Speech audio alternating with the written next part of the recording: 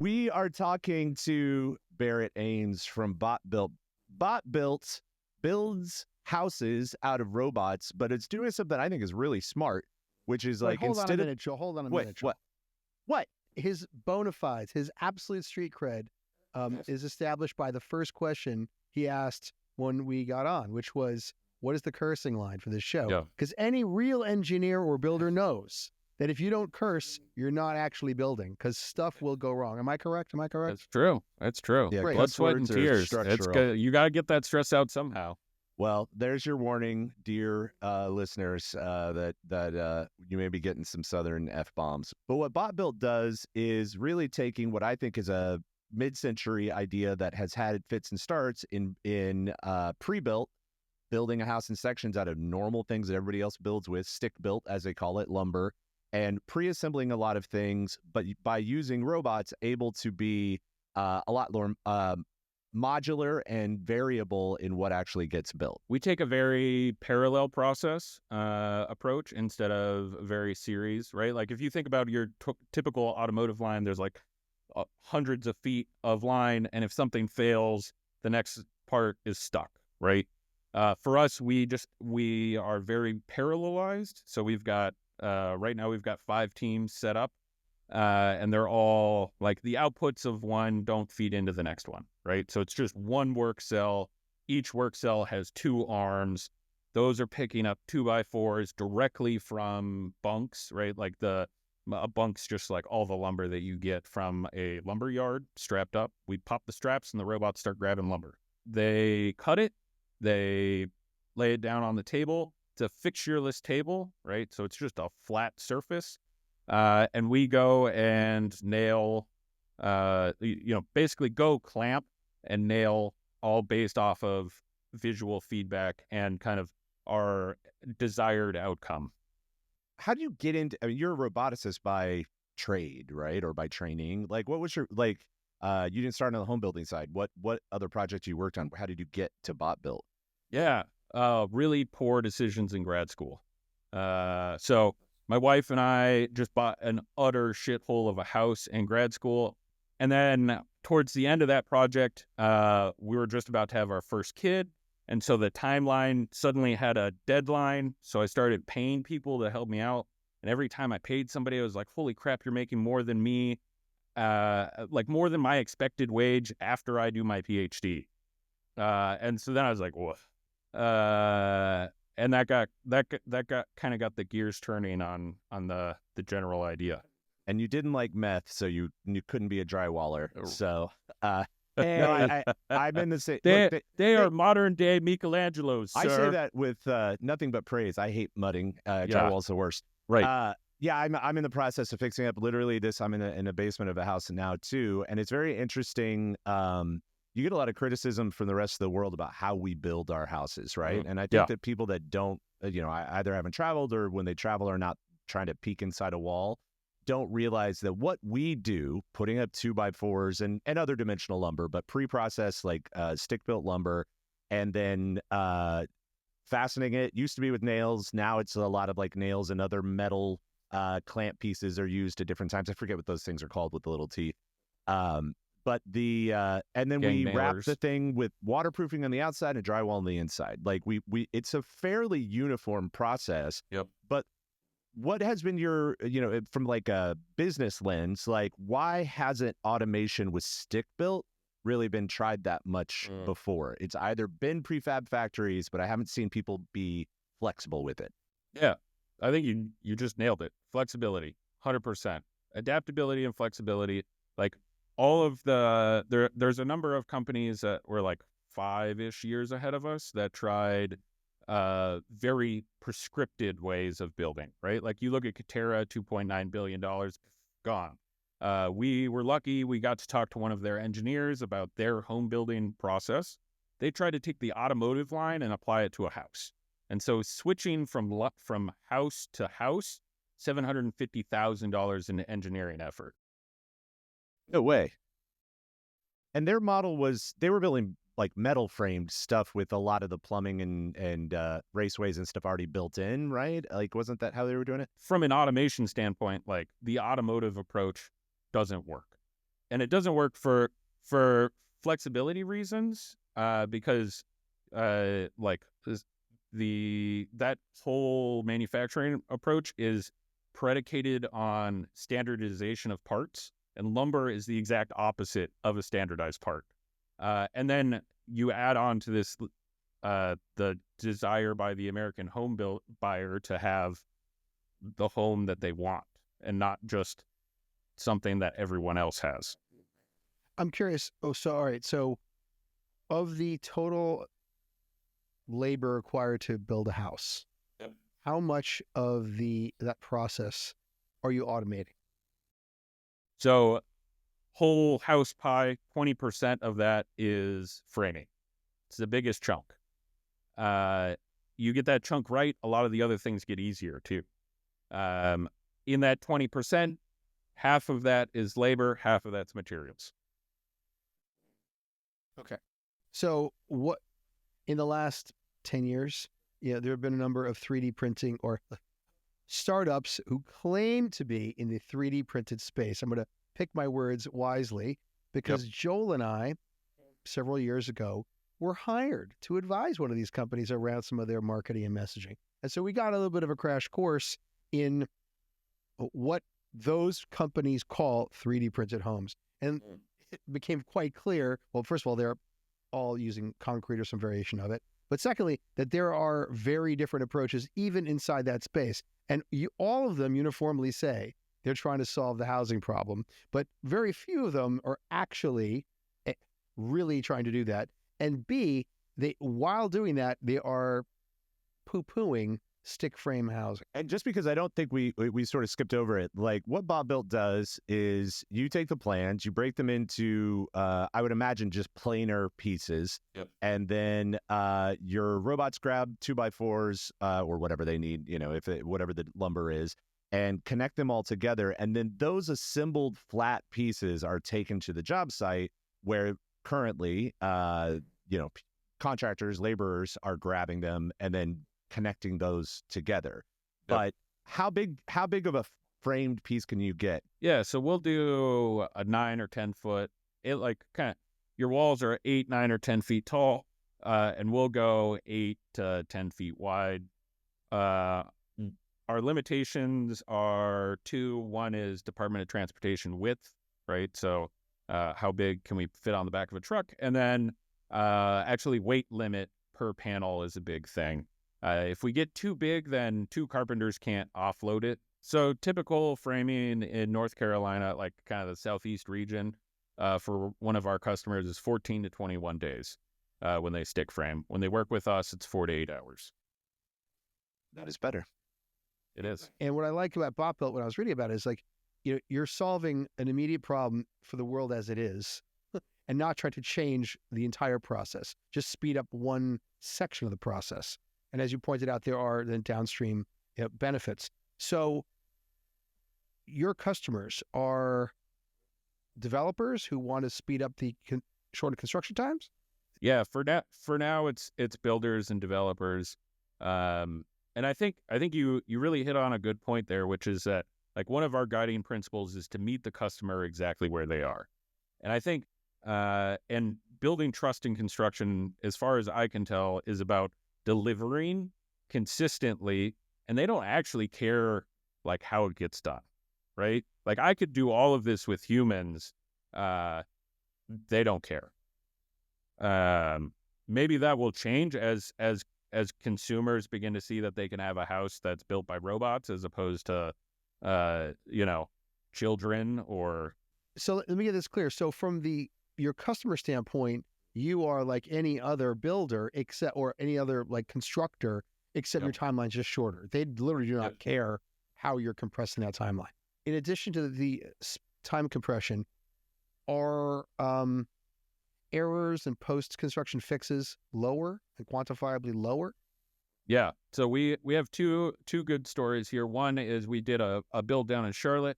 And most builders have kind of an internal inspection crew, and then there's always the city or whatever local municipality.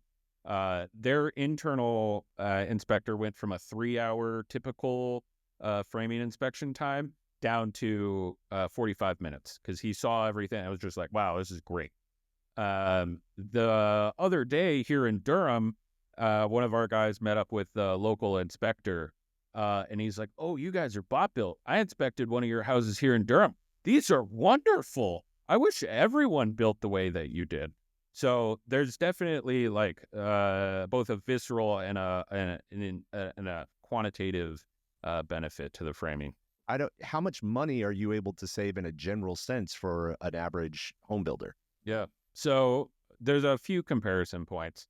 Our robots right now, $1.50 to $2 an hour to run.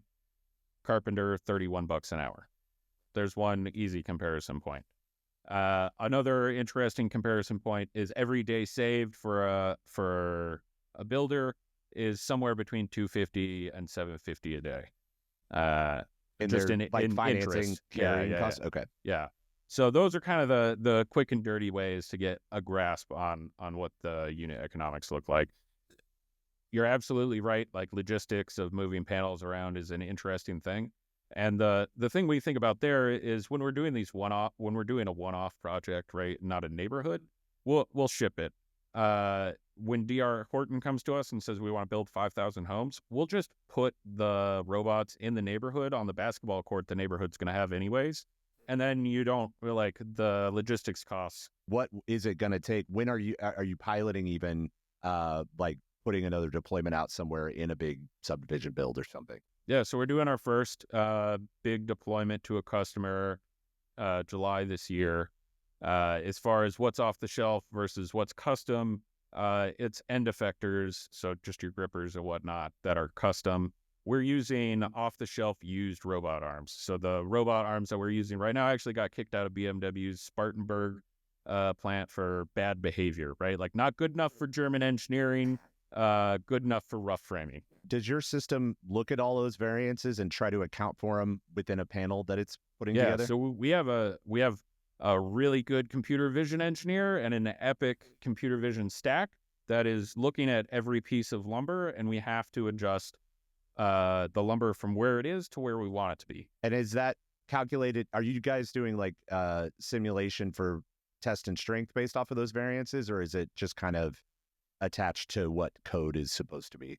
Yeah, so right now we build everything to code. I think the future of building is going to be defined by building to engineering standards as opposed to code, but it's much like it's easier double to click start. that because what's the difference there? I don't really know. Yeah, so I mean, the building code's just a bunch of rules of thumb and poorly organized, like thrown together, weird. Like some things are performance, some things are safety. So like it looks like for the last 100 years, people have been vomiting on a 4,200 page document. It's all superseded if a structural engineer comes in and stamps something. Not that North Carolina is a backwater or anything. Oh, well, only parts of it. What's wrong with you? I love North Carolina. It's fine. But what's it like to be a tech-heavy, venture-backed startup in that environment? Frankly, it's awesome. I don't have to compete with a whole bunch of other tech companies for talent. Little known fact, Triangle is actually the second highest number of computer science PhDs in the U.S., only beat by the Bay Area. And Cisco, Lenovo, SAS, Epic Games, Red Hat, they're all here. IBM. Then there's this huge military industrial complex that no one talks about because they're not supposed to. But Fort Bragg, right? Biggest army base in America is an hour and a half away. Yeah. Fort Liberty, sorry. I think it's already switched back, but yeah. Right. Yeah. So there's also a ton of mechanical engineers that are working at General Dynamics and whatnot. It also used to be a massive manufacturing head in Greensboro, and High Point used to be the furniture capital of the world. So there's actually a ton of talent here that just, goes underserved from a like access to cool projects. And so the cool thing is we get to say like, hey, come make construction sexy again with us, build homes with robots. And then the upside is like I've had people try and poach our guys and they don't want to leave North Carolina because this is their home. Has there been any pushback at all for your application of automation to construction from any stakeholders? Yeah, sure. I mean, the framers can see it as a direct threat to their jobs. Some of like we've had people break our panels and Really? just like try to obfuscate. Like we're always trying to gather more data, right? So they'll throw our recording devices like in the mud and stuff like that. And maybe that's because they're doing illegal shit and they don't want anybody to know. Maybe that's because they don't like it. Probably both. Yeah, I mean, I'm sympathetic to worker being like, this is going to automate out my job, but in the very near term, and by that I mean like the next decade, housing starts are so low. There's you could cut house build time by a third, and there'd still be plenty of labor opportunities. Joel, you think that timeline's 10 years? I think it's more like 20 to 50 years. It's probably like 10 years. So a really interesting stat we have is 40% of contractors are over the age of 50. The other interesting stat that I have specifically for North Carolina, it actually harkens back to the Mortensen podcast. We have 3 electricians under the age of 30 who are licensed in North Carolina. So 100% become an electrician. Do you think they can capture anything meaningful? I mean, so double digits? My frat house is made out of concrete. Wonderful choice for a frat house. Should have burned down multiple times. Did not. Right? Florida's required concrete block or poured concrete for first floor since the 90s. So like there's going to be some that they can grab. Because we're just using off the shelf arms, we can deploy pretty quickly. We're already under a month for deployment right now. My personal goal is to be building 100,000 homes in 5 years, which would make us twice the size of the largest home builder in the U.S. When we were talking to Haley from Mortensen a couple episodes ago, which you alluded to, and I'm not sure how much this was on the podcast or us just talking, but Mortensen, and they've been around for 90 years, 70 years, a long time.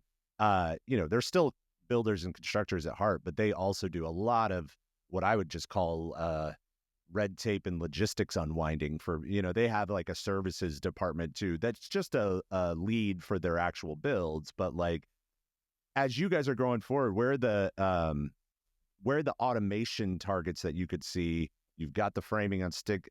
What's next? Yeah. Electrical and plumbing are next for us. There's a lot of waste and materials there. We can route automatically.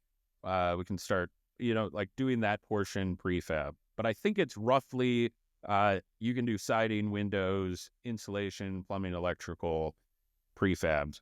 I don't think you can do drywall prefabbed, at least not with the current materials. And so you kind of stop there, put it all together, get dried in. Then you can go in, put your drywall up, mud it, put your floors in. I think those are kind of the nearest things for us. I want to make sure I get these 2 questions in. The first one is I saw that you were an intern at Toyota Research Institute. Is that correct? So I've always been fascinated by TRI because I know Gil Pratt from Gil's automotive great. days, and Gil's great. And in my mind, he's one of the few true thought leaders in automotive, like R&D. I saw you worked on a robot that you refer to as an aging in place robot. I'd like to know if that was I forget what it's called. There was like a desk side table robot for the elderly, like a companion robot called, I can't remember what it was called. Is that what you worked on? That's the Grandma Killer 3000, I think.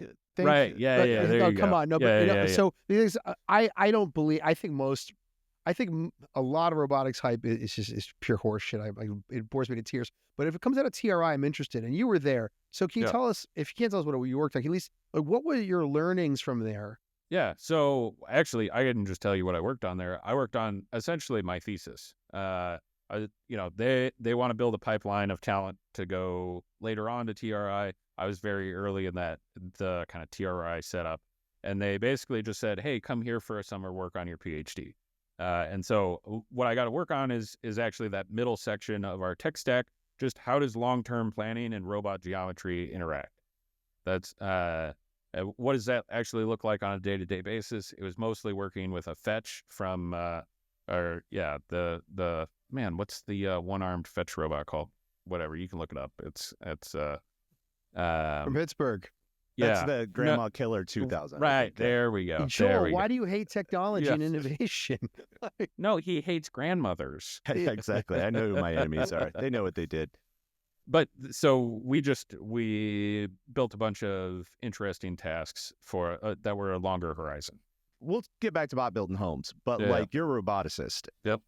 A lot of the talk now, we're gonna save you the humanoid question at least for the moment, but like household robots, and this sounds like something that you've done a lot of thought and thinking about.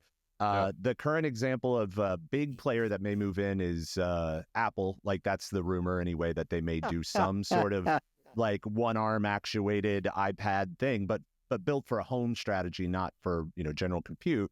Yep. Like, I mean, just give us a high level. Like, what do you think the near term 5 to 10 years is of consumer robotic applications? We worked on those a lot at NASA, and they've got this weird, they kind of induce vibrations and oscillations up and down the arm, because they're basically like you put it's like it says it is, you just put a spring in front of the actuator and that lets you control your torque.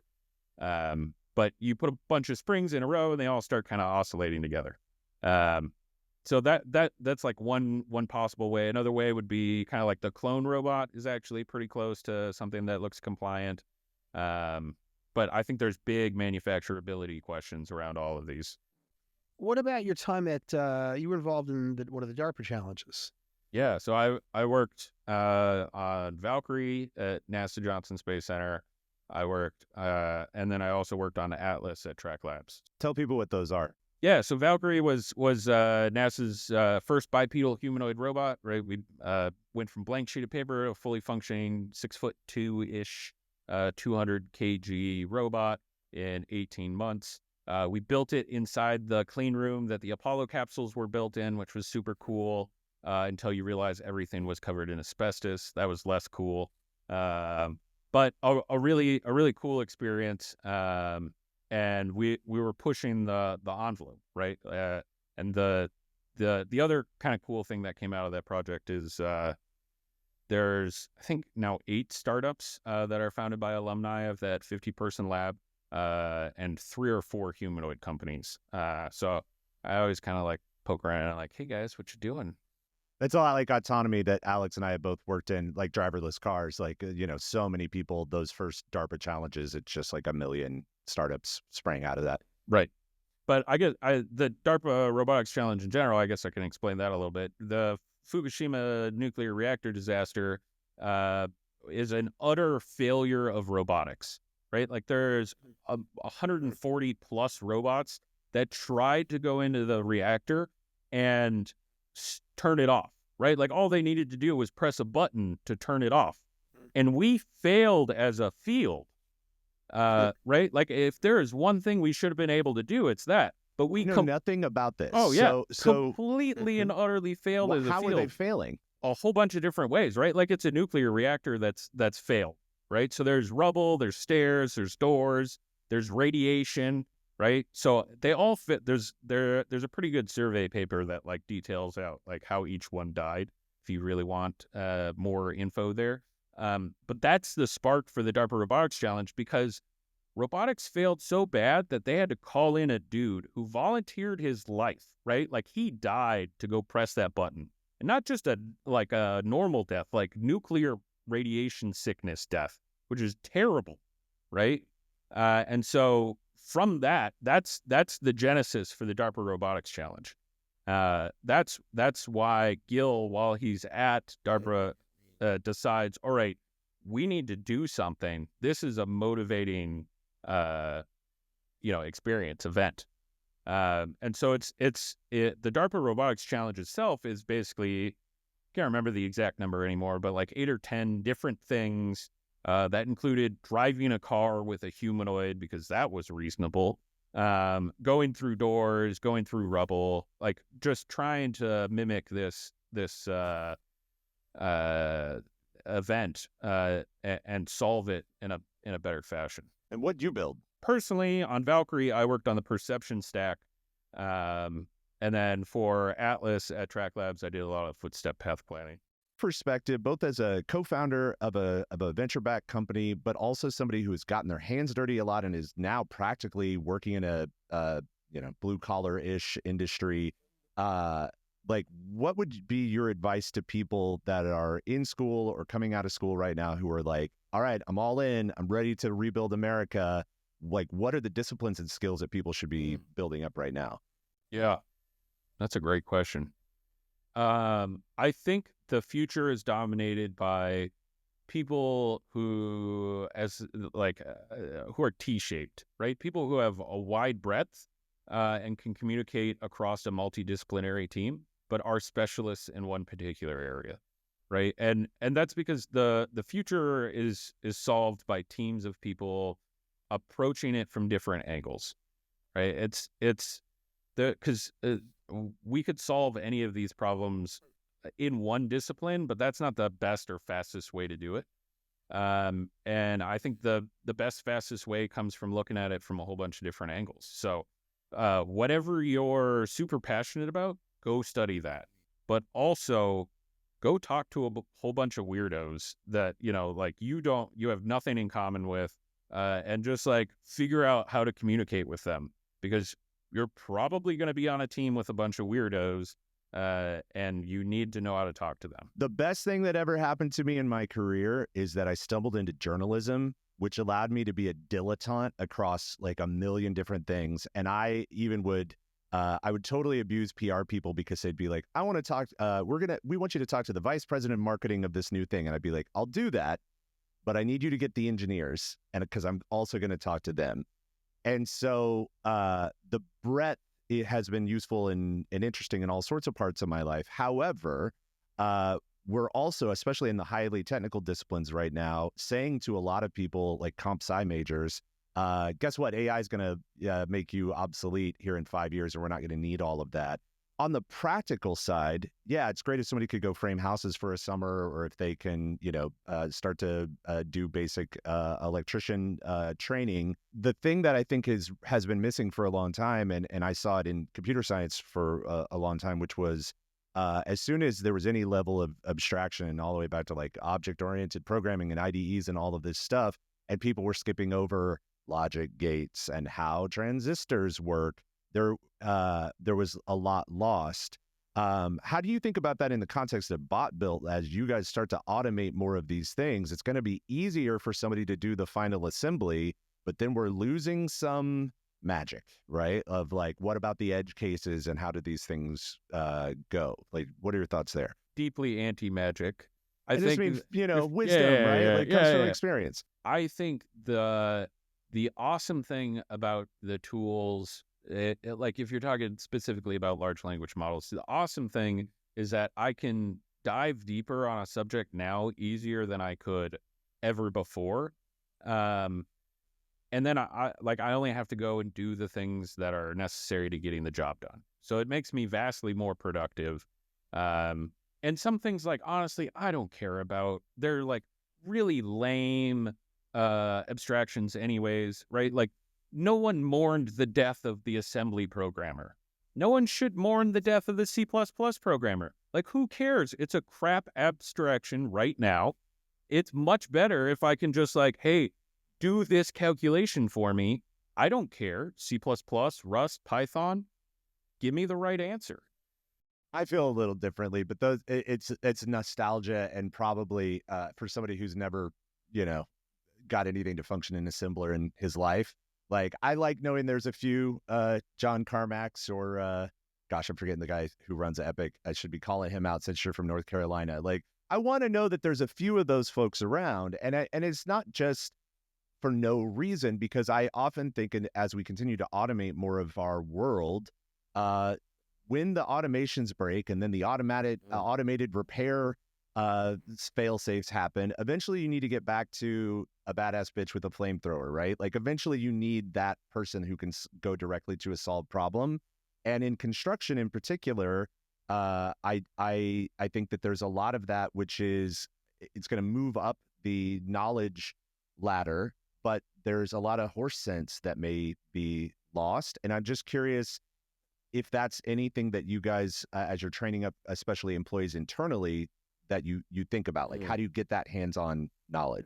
I mean, I think it's well, from a hands-on knowledge, everyone here has framed a portion or a whole house, right? So you're not an engineer at BotBuilt unless you've built a house. So you're getting a real feel for the pain, the difficulty, just how shitty wood is. But from a, like, there's esoteric knowledge locked in John Carmack's brain about how to really do quick, roots calculation. Like, yeah, super cool. Libraries exist, right? Like, let's give me a search engine and a library, and now I'm just as powerful as John Carmack. Like, if he's written it down and I can find it, great. All right, I have another direction to go, which is that you guys raised. When did you start? You're about 3 years old, is that right? We started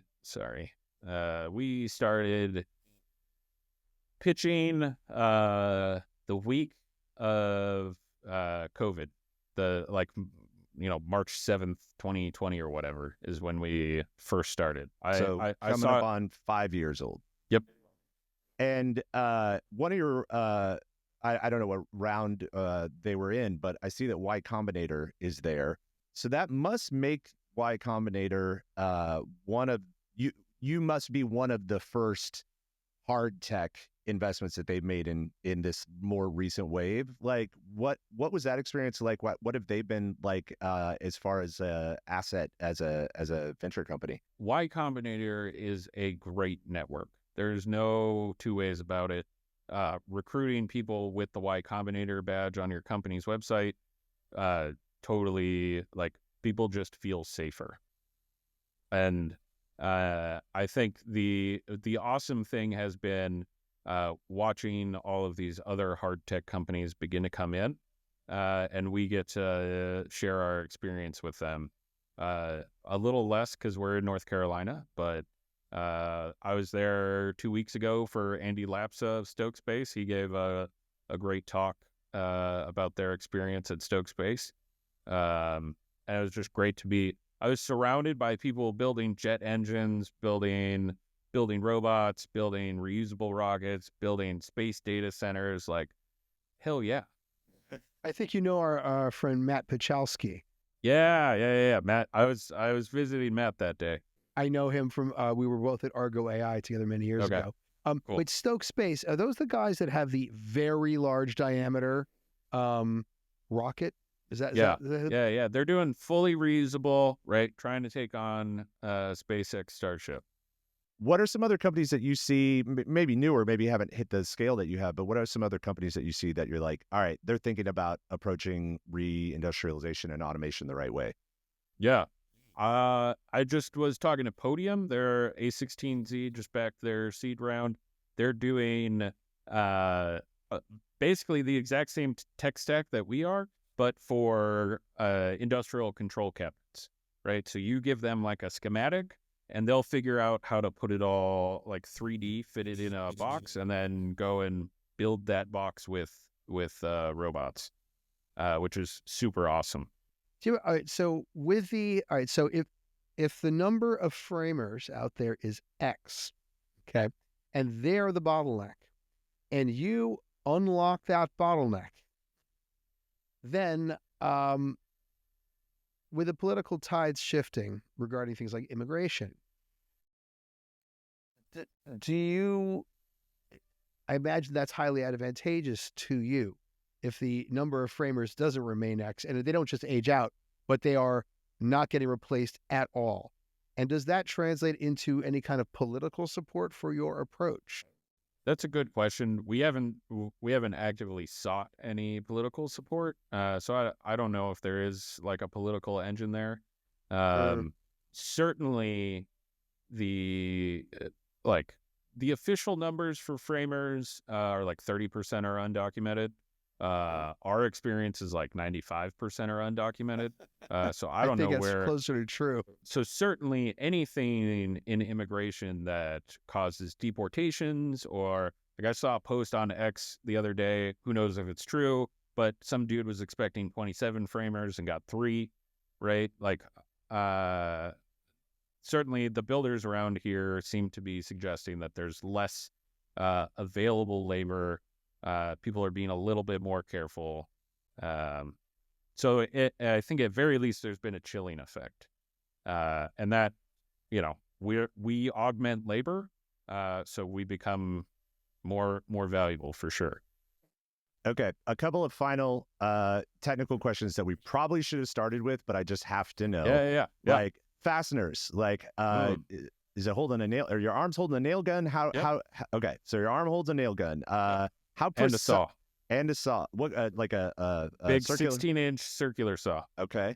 How precise are you for placing fasteners?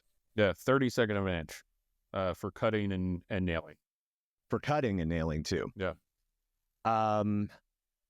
What is the turnaround time, presuming norms for input, for building like a standard like 8 by 10 foot wall panel? Just the cycle time for one panel. I actually don't have that number right now because we just dropped a new feature that 2x'd it, and the guys are like timing the new one. So we're like roughly at parity with a framer right now. To go all the way back, if somebody hands you a napkin sketch right now, I understand how you guys can take, you're using LM or some sort of AI or machine learning to process that. Like, are you just rendering out to what the wall panels will be, or are you able to start doing trussing and all of the rest of it? We can do roofs now. Actually, we could do a whole takeoff for a house, right? So we kind of accidentally started this SaaS business where we had to ingest the floor plan and turn it into a CAD model at a very fine detail to go and build it with robots. And then we realized that actually that level of detail is super useful for builders in general for estimating material costs. So we have several customers paying us for just material takeoff. I can't believe that there hasn't been a SaaS company already that took blueprints and did this. Why was that not happening before? We looked for the solution to the problem when we ran into it, and just no one had done it because like it's construction, right? Like I think it's probably the lowest status thing that the average college graduate would think of, right? Like mom and dad have told them, do your math homework or you're going to be swinging a hammer. So it's just like no one's out there looking at it. We built it because we needed it. And then when we started talking about our process to people, they're like, wait, I want that. And so, but now the cat is definitely out of the bag. There's like 25 other startups all trying to do this exact same thing. I was a tech reporter before the iPhone, and then when the iPhone came out, everything got so boring because it was good and it fixed everything. And this is the first time in the last, however long it's been, in 15 years since the iPhone came out, where I'm like, okay, we're getting back to the stuff that's genuinely interesting to me, which is how do we use technology to affect the built environment in the real world and agriculture and all of these other things. And I've just been waiting for this moment to happen, and it does feel like it's like building to a point where it's really real.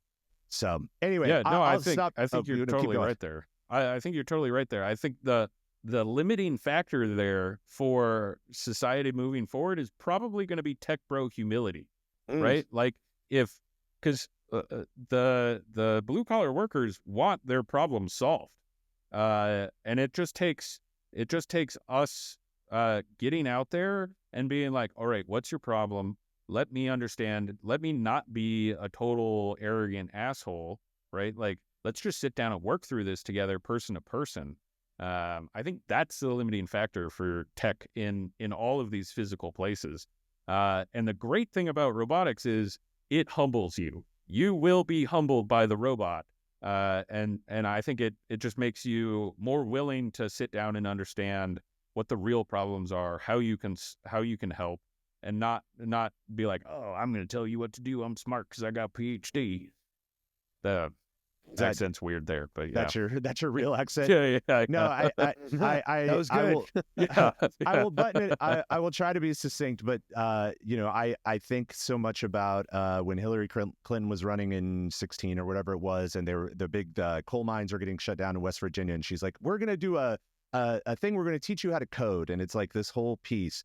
And it, to me, it's always stuck in my mind because I grew up in the country. Half my family were farmers, half my family were electrical engineers. So like, and the farmers were just as clever as the electrical engineers, and actually a lot more multi-domain than Right. Any of the specialists. But it's not that the framers, to use the example for your company, the people that are currently being framers, they're going to burn a few robots. It's fine. We all got to get our stress out somewhere. Yep. But the way to take those people and as citizens, as contributors to the country, and move them into this next phase is not to come to them and say, you need to do something totally different that's scary and never been done before. You need to go to a similar spot and say, you were a builder and you took pride in making things that people lived in and it was cool. We're still going to do that, but we're going to do it in a better way. Thanks so much for coming on. Next time we're down your way, I would love to come by and check it out. And, when you guys start pushing into some other areas, please give us a ring. We'll have you back on and go even deeper.